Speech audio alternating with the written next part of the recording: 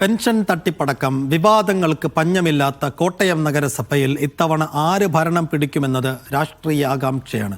സീറ്റുകളിൽ LDFും UDFും തുല്യത പാലിച്ചതിനെ തുടർന്ന് ടോസിന്റെ ആനുകൂല്യത്തിൽ വിമതയെ അധ്യക്ഷയാക്കിയാണ് UDF 5 വർഷം പൂർത്തിയാക്കിയത്. ഇതിനിടെ 3 അവിശ്വാസങ്ങളും UDF അതിജീവിച്ചു. 8 സീറ്റുള്ള BJPയും മുന്നേറ്റമുണ്ടാക്കും എന്ന പ്രതീക്ഷയിലാണ്. LDF 22, UDF 21, BJP 8, സ്വതന്ത്ര 1 എന്നിങ്ങനെയാണ് കോട്ടയം നഗരസഭയിലെ കക്ഷിനില.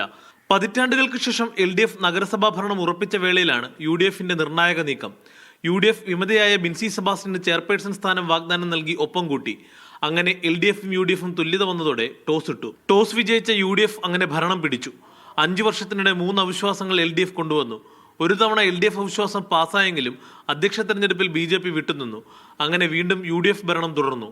മുൻ ക്ലർക്ക് നടത്തിയ 2.39 കോടിയുടെ പെൻഷൻ തട്ടിപ്പ്, ഗിഫ്റ്റ് വിവാദം എന്നിങ്ങനെ രാഷ്ട്രീയ വിവാദങ്ങൾ കൊടുമ്പിരി കൊണ്ട 5 വർഷങ്ങൾ. കുറ്റക്കാരനായ അഖിൽ സി വർഗീസ് എന്ന് പറയുന്നയാൾ 2.4 കോടി രൂപ അദ്ദേഹത്തിന്റെ മാതാവിന്റെ അക്കൗണ്ടിലേക്ക് ട്രാൻസ്ഫർ ചെയ്ത് കൊണ്ടുപോയിട്ട് അതിനെ വേണ്ട രീതിയിലേക്ക് അന്വേഷിച്ച് അയാളെ കുറ്റക്കാരൻ എന്നുള്ളതിൽ നിയമത്തിന്റെ മുമ്പിൽ കൊണ്ടുവന്ന് അദ്ദേഹത്തെ അഴിക്കുള്ളിലാക്കാൻ കാരാഗ്രഹത്തിൽ അടയ്ക്കാൻ പറ്റുന്ന സാഹചര്യം ഈ ഗവൺമെന്റ് സൃഷ്ടിച്ചിരുന്നില്ല.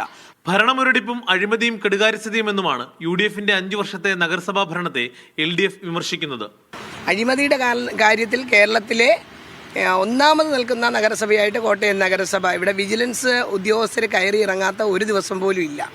ഇപ്പോൾ ഏറ്റവും ഒടുവിലായിട്ട് നമുക്കറിയാം, ഇവിടെ വിജിലൻസ് വിഭാഗം കണ്ടെത്തിയ 211 കോടി രൂപയുടെ ക്രമക്കേട് കണ്ടെത്തി അതിൻ്റെ വിസ്തീർണം നഗരസഭയോട് ചോദിച്ചിട്ട് ഇന്ന് വരെ തൃപ്തികരമായ വിസ്തീർണം കൊടുക്കാതെ അതും അന്വേഷണ പരിധിയിലിരിക്കുന്ന കാര്യമാണ്. കഴിഞ്ഞ തവണ നേടിയ 8 സീറ്റ് BJP നേട്ടമായി വിലയിരുത്തുന്നു. കൂടുതൽ സീറ്റുകൾ ഇക്കുറി ജയിക്കാമെന്ന ആത്മവിശ്വാസമാണ് BJP ജില്ലാ നേതൃത്വം പങ്കുവെക്കുന്നത്. ജോസി ബാബു, മീഡിയ 1, കോട്ടയം.